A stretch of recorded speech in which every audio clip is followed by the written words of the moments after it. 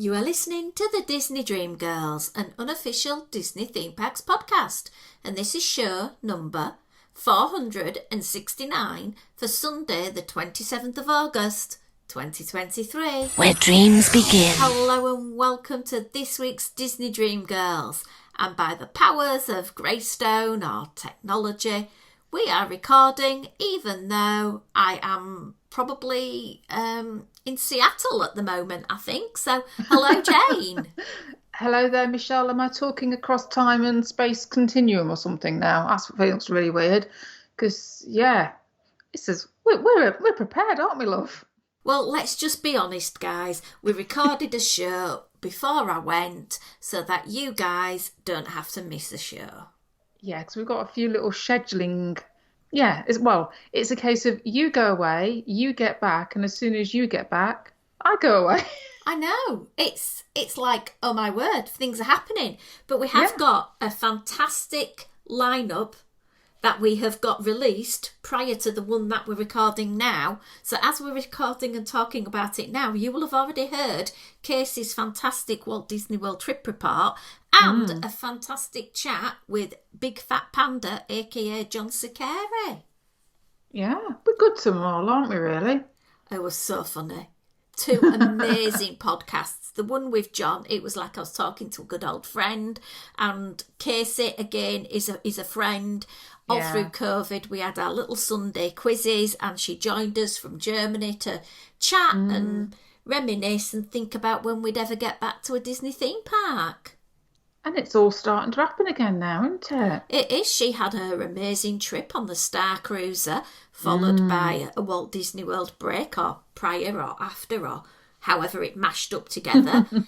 You're going back, and we'll talk about this a bit later on, your very first big holiday since COVID. Yeah, since 2019. Wow. So that's exciting. Definitely. And we're going to talk a little bit about Disneyland food in this episode so that when I do get back, I can talk about the food we mention on this show. Yes, it's kind of like, this is all part of your pre-trip planning that we're doing before you go to be released after you come back. Oh, I don't know. It's getting very confusing, Michelle. Shall we just start with the history, Jane? I think we shall. Shall we just crack on? Absolutely. Well, as we said, it's Sunday the 27th. Confession, couldn't find much for the 27th, but I've got quite a few bits for the 26th of August. So that's near as I can get to it. So we'll go chronologically in time. We're going to go all the way back to 1918. This is when a young Mr. Walt Disney decided that he would forge his parents' signature so that he could enlist in the American Ambulance Corps, which was part of the Red Cross, as an ambulance driver. So he changed his date of birth from 1901 to 1900. The war at the time, the Great War, was being fought in Europe. As it turned out, as we know, on November the 11th, 1918 at 11 o'clock, everything came to a ceasefire. That was a week before Walt ever got to France. Talk about timing. So he signed up and missed it all, which maybe was a good thing. It probably is a very good thing because we don't know what might have happened to him. Absolutely. And then moving a little bit further on in Walt's life into 1948, and I came across this bit and I was reading it, I thought, oh yeah, that's quite sweet. And then I read a little bit further and I thought, yeah. So this is a time of the year when Walt and Ward Kimball, one of his animators, had a 10-day trip visiting the Chicago Railroad Fair, which just sounds amazing, and Henry Ford's Greenfield Village, which I'd never heard of. It still exists, so I suggest you go and look it up. Both guys, big railroad enthusiasts, so they went along to the Railroad Fair, and in doing so, they also went to this Greenfield Village. The Railroad Fair was celebrating the history of locomotives, and in there it had various lands, including Vacation Land, an Indian village, a New Orleans section, and a Gold Gulch, which was basically like a frontier section. There was also a haunted house and an opera house, as well as shows and a nightly fireworks display. Then at Greenfield Village, which is near Michigan, they had 4 centuries of historic buildings laid out in an old-fashioned Main Street design. There was the Wright Brothers bicycle shop and Thomas Edison's laboratory there as well. Can you see how important this was to Walt and his future plans? Because without this this visit to these two very interesting locations, we probably wouldn't have got half of what we see now in the Magic Kingdom and in Disneyland Park. I just thought the being able to see where those origins have started off was really interesting. Yeah, So, and there you you will go. hopefully on your cruise go and see another inspirational place of Walt's Yes, as well. possibly. Yeah, Tivoli Gardens, just a little hint. Anyway, another one, 1990. So I've got a couple more, and these are both sad passings of people, but I thought they were passings that were worthy of mentioning because in 1990, there's a lady called Rita, I hope I'm pronouncing that right, Rita Scott, who was the first woman to receive a screen credit as an animator at Walt Disney Studios. And she passed away on this day in 1990. She was first hired in 1938 to the story department because she was a skilled art drawer. She caught the eye of Walt Disney and he actually moved it into the animation department. She worked on Bambi, she worked on Fantasia, Dumbo, Adventures of Ichabod and Mr. Toad. She appeared on screen in the live-action studio tour film, The Reluctant Dragon. She became laid off from Disney when they did some downsizing. Seems to be a thing with Disney at the moment, in 1941. But then she got rehired back in 1942.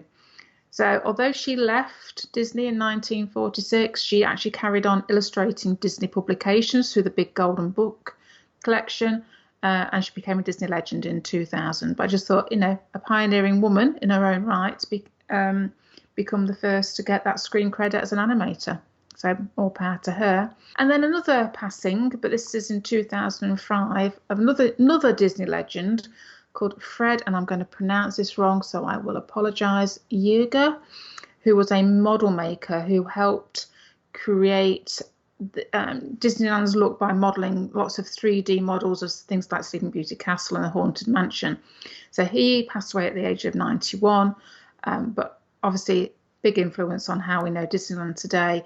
He was handpicked by Disney back in 1953 and was one of the first members of WED, W-E-D Enterprises. So lots famous for lots of that founding information that we know and love about Disneyland. He was also known for creating gorgeous rock work, and he would have the reputation of being the resident rock expert. So think of things like Jungle Cruise, Big Thunder Mountain. He's always, the voice behind all those rock works that we know and love.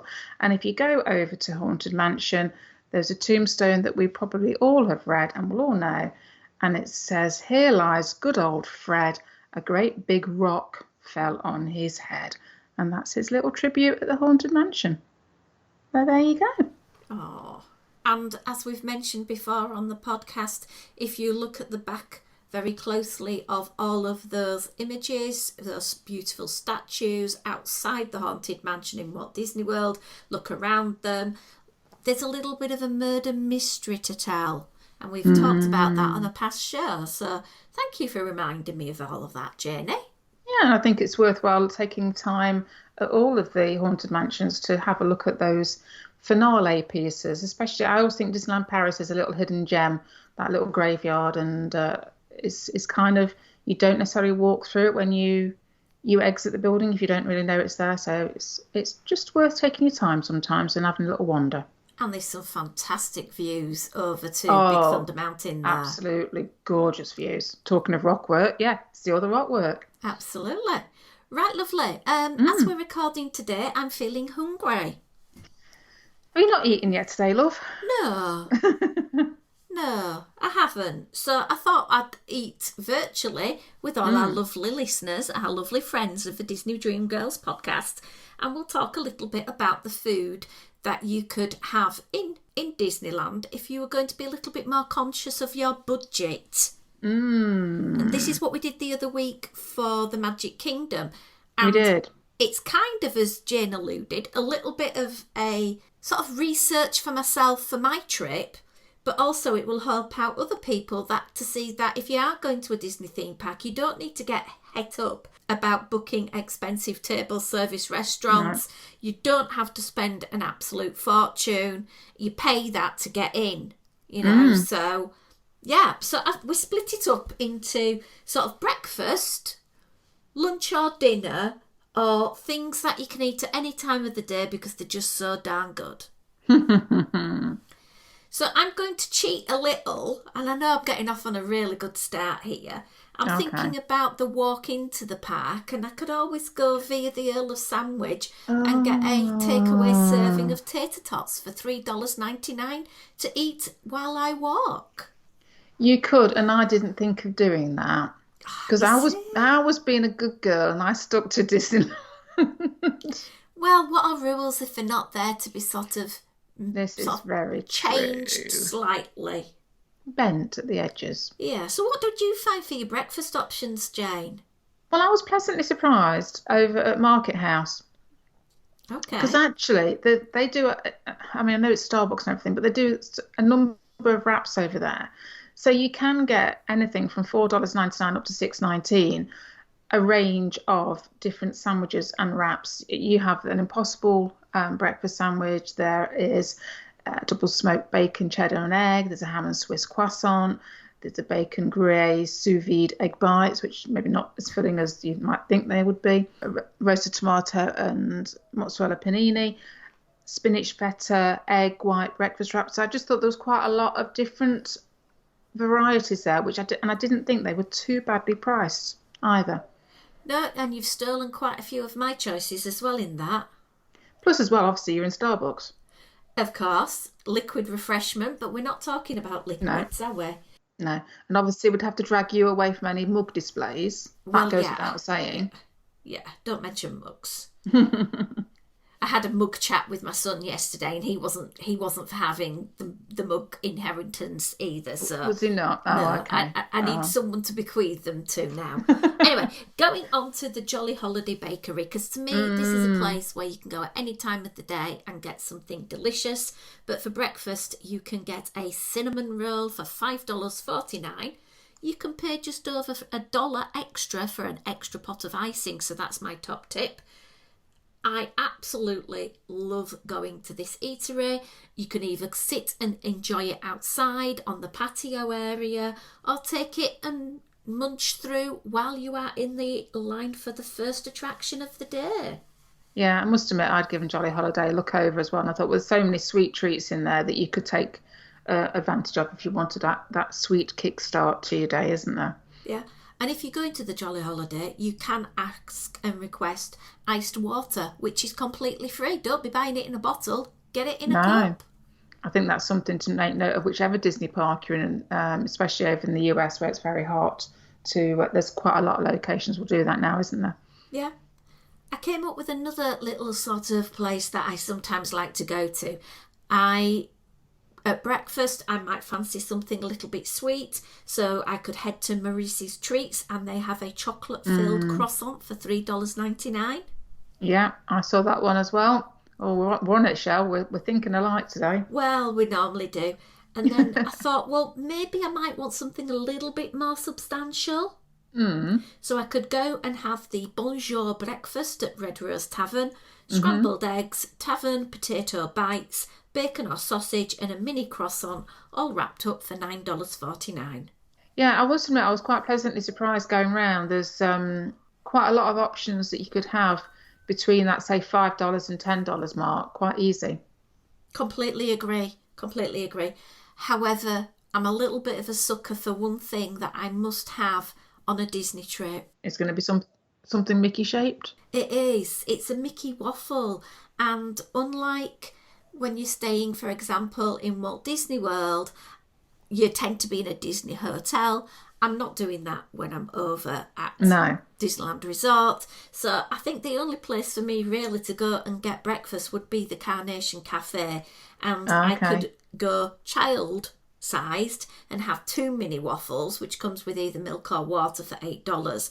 Or I can get the adult serving of a Mickey waffle with either bacon or sausage I normally just request, can I just have the pouring strawberry sauce on top? That sees me through, and that really does give me that big carb kick up the butt to make it through till a good 2-3 o'clock in the afternoon.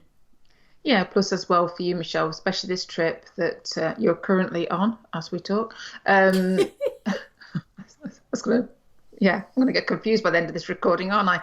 But no, that element of, because your time is limited in the park anyway, something like getting a Mickey waffle, and or maybe a Matterhorn macaroon or something like that, they're kind of the ones that you want to hit up when you're visiting Disneyland Park, because they are quintessentially what you associate with going to a Disney park. Do you know what I mean? It's that element of like, it would be silly to come all this way and not have a Mickey waffle. It would be criminal. Yeah. I've got something else though, which is a absolute must do if you like your food with a little bit of a, how can we say, kick? Oh, okay. This is the breakfast chimichanga. Oh, right. Where's that from? This is from Ship to Shore Marketplace, which is opposite the entrance to Big Thunder. It's quite that large one backing onto the rivers of America. Right. Now, this has a tendency to come and go because they make a set number, and when they're gone, they're gone. And $5.49 for a hot, crunchy pastry phyllo type feel in the mouth with some yummy filling is fantastic. They do serve a daytime option as well, but I thought for breakfast this is great because you could double up waiting in the line for Big Thunder while you munch on your brekkie. There you go. Efficiency at the same time as well. I like a bit of efficiency, Janie. It's like multitasking almost, isn't it? It is. So we've had a good breakfast. We have, yeah. We've visited some attractions. And we managed to get through all of that without recommending the Ronto wrap or the Black Calf cold brew, which I'm really impressed by. Just saying. Yeah, yeah. Should we have a consideration about lunch? What did you find? Well, I've kind of probably grouped together my lunch and my dinner options because I think they're kind of interchangeable. When you're doing like your fasty food, quick service options, I think they can double up, can't they? I think if you wanted to maybe go for lunch and have something that's perhaps a little bit more of a bite on the go rather than a biggish sort of meal, I did look at, well, there's two options. I think probably one that I probably think you might have picked anyway at some point would be the Bengal barbecue, because you've got all your variation of skewers over there, which tend to, I mean, veggie ones at $5.99, to your meaty ones at $6.99, or if you wanted to push the boat out and have your pork belly at $7.99. I thought they were kind of a nice sort of little in-filler, grab on the go type of food. I do love Bengal barbecue. I absolutely do. But one skewer is just not enough. No, I would say it's a nice little snack, but I wouldn't class it as a meal. My ultimate favourite is the bacon and asparagus. Absolutely delicious with some lemon squeezed on. But it ain't going to fill, 17, 18 stone manpower with that kind of food. No, true. But you could maybe have the tiger tail breadstick at $4.49. That might carb you up. Yeah. Just expand it out a little bit.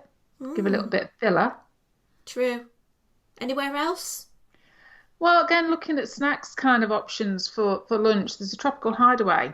They do a lot of those bao things. Is that how you pronounce them? Bao? I don't know.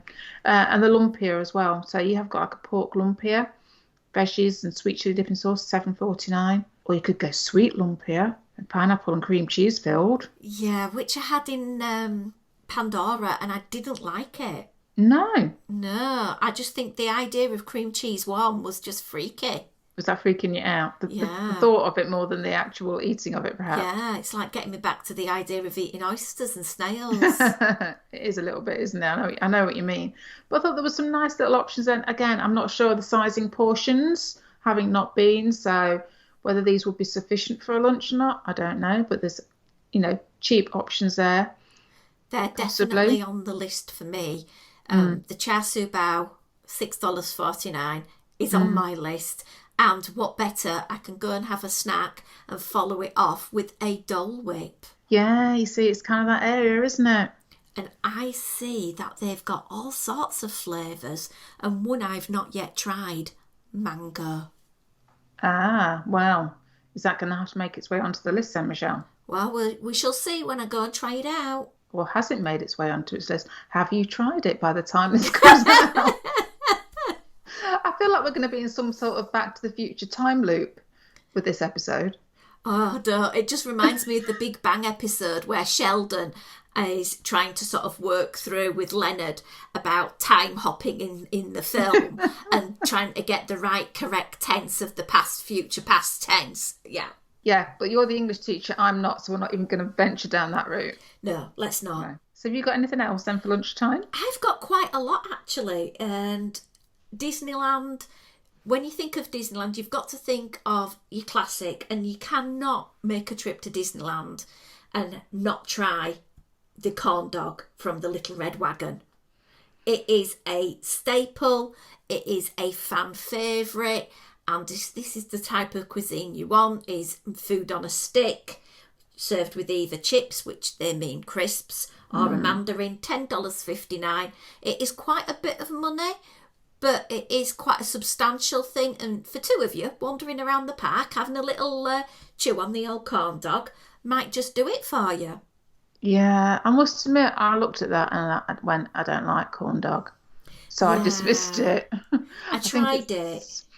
Very much a flavour that Americans are used to. I'm not sure for us Brits it kind of works necessarily, but I've got another place which is getting a little bit more in price, but it's getting a little bit more in substantial. And this is the Troubadour Tavern, which is all the way right at the back up by Fantasyland. And I think a lot of people miss this place out. Top tip, they have the Disney 100 train popcorn bucket. Reason to go. And the Mr. Toad Premium bucket. Just putting it out there. They have something called the Serengeti Stew, which is roast chicken, steamed rice, roasted kale, $10.49. It is quite a substantial portion. Another thing that people like to come up and get here is Prideland's potato, butter, sour cream, cheese, bacon bits and green onions, $8.49. That will definitely fill you up. There isn't much of a seating area up there, but it is worth the while if you want something that's a little bit, bit more heavy in the old tumpster. Yeah, I must admit, I got the Serengeti stew down for, perhaps maybe dinner or whatever. But there's also the Asante Sana Sambusa, which pastry filled with curry spiced potatoes, mixed veggies, and mango chutney.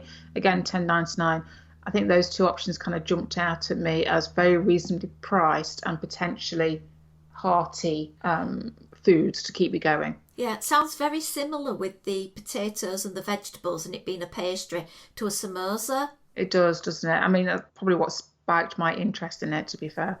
Yeah, I will investigate. What else have I got on my old list?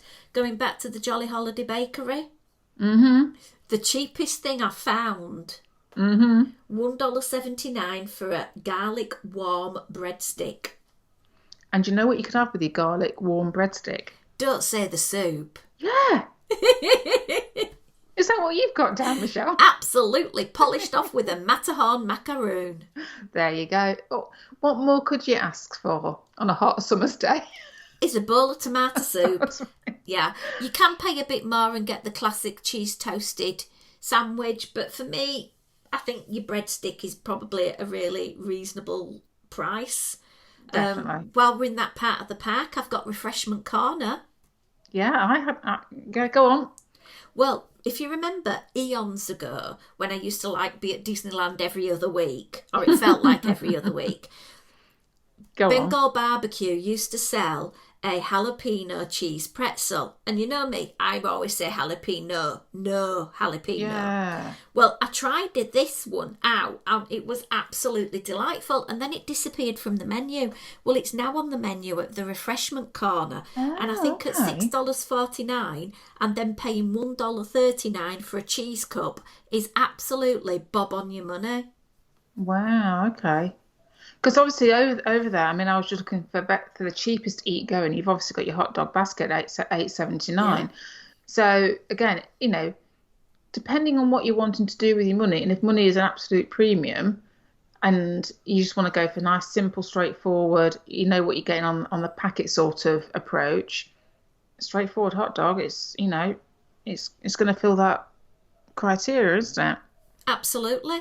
Or if you're not a big hot dog or burger fan, you can always go down the route of loaded fries. Yeah, absolutely. So yeah. I've got two places for that. I've got the Hungry Bear, which I absolutely adore going to go and eat at.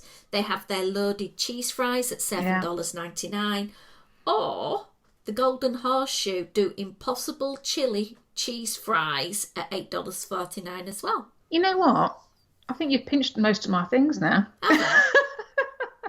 Have you not anything left? Because I've got a couple more. It's funny how we pick things, isn't it, that are so similar. Well, actually, no, to be fair, I have got a few other little pieces, just very straightforward ones. Stage Door Cafe, fish and chips, tartar sauce, $10.99. Absolutely. You know, can't go wrong with that, can you?